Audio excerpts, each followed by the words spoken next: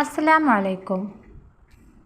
ഇന്നത്തെ നമ്മുടെ വീഡിയോയിൽ പറയാൻ പോകുന്നത് സോഷ്യൽ മീഡിയ വ്യാപകമായ ഈ കാലത്ത് മെസ്സേജുകൾ ഫോർവേഡ് ചെയ്യുന്നതിൻ്റെ വിധികളെക്കുറിച്ചിട്ട് പറയാൻ വേണ്ടിയിട്ടാണ്. ഒരാളുടെ മെസ്സേജ് അയാളുടെ സമ്മതമില്ലാതെ മറ്റൊരാൾക്ക് ഫോർവേഡ് ചെയ്യാൻ പറ്റുമോ?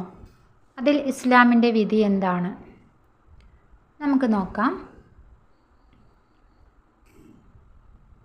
വാട്സപ്പിൽ അയക്കുന്ന സന്ദേശം, ഫോണിലൂടെയുള്ള സംസാരം എന്നിവ അയാളുടെ പൂർണ്ണ സമ്മതമില്ലാതെ മറ്റുള്ളവർക്ക് ഫോർവേഡ് ചെയ്യുന്നതിൻ്റെ മതവിധി എന്ത്? ഇതിൻ്റെ വിശദീകരണത്തിൽ കൊടുത്തിരിക്കുന്നത് ഇങ്ങനെയാണ്. തെറ്റാണത്, മാത്രമല്ല ഹറാമുമാണ്. കാരണം മറ്റുള്ളവരുടെ രഹസ്യം പരസ്യമാക്കലും ജനങ്ങൾക്കിടയിൽ പ്രചരിപ്പിക്കലും അനിഷ്ടകരവും ഉപദ്രവകരവുമാകുമ്പോൾ അത് ഹറാമാണ്.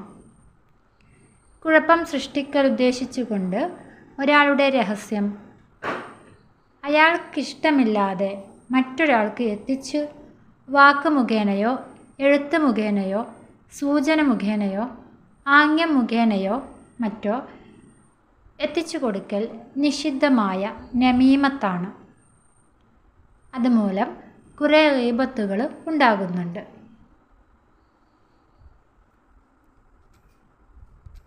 ഇത്രയാണ് ഇതിനെക്കുറിച്ചിട്ട് പറയാനുള്ളത്.